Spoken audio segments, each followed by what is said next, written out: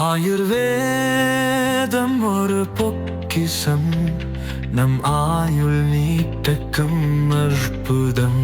Doctor Srivarma's. இந்த தசாப்தம் பிரதமர் நரேந்திர மோடிக்கு சொந்தமானது என்று ஆந்திர பிரதேச முதல்வரும் தெலுங்கு தேசம் கட்சி தலைவருமான சந்திரபாபு நாயுடு தெரிவித்தார்.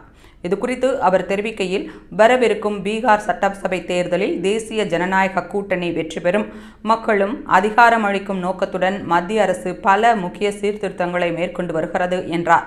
ஆந்திராவில் தேசிய ஜனநாயக கூட்டணி ஆட்சியில் அமர்ந்ததன் பின் மக்கள் நலனுக்கான அனைத்து வாக்குறுதிகளும் நிறைவேற்றப்பட்டுள்ளதாக கூறினார். இந்தியாவில் தற்போது அரசியல் ரீதியாக பல சுவாரஸ்யமான மாற்றங்கள் நடைபெறுகின்றன. 2000ஆம் ஆண்டிலிருந்து பிரதமர் மோடி அரசியலில் வெற்றி பாதையில் உள்ளார். குஜராத் முதல்வராக இருந்த அவர் 2014 முதல் பிரதமராக 11 ஆண்டுகளாக பணியாற்றி வருகிறார். இன்னும் 4 ஆண்டுகள் அவர் பிரதமராக தொடர்வார் என்று நாயுடு கூறினார். மேலும் இந்த தசாப்தம் மோடிக்கு சொந்தமானது என்றால் அது இந்தியர்களுக்கே சொந்தமானது. ஆந்திர அரசு 15 மாதங்களில் 10 லட்சம் கோடி ரூபாய் முதலீடுகளை ஈர்த்துள்ளது.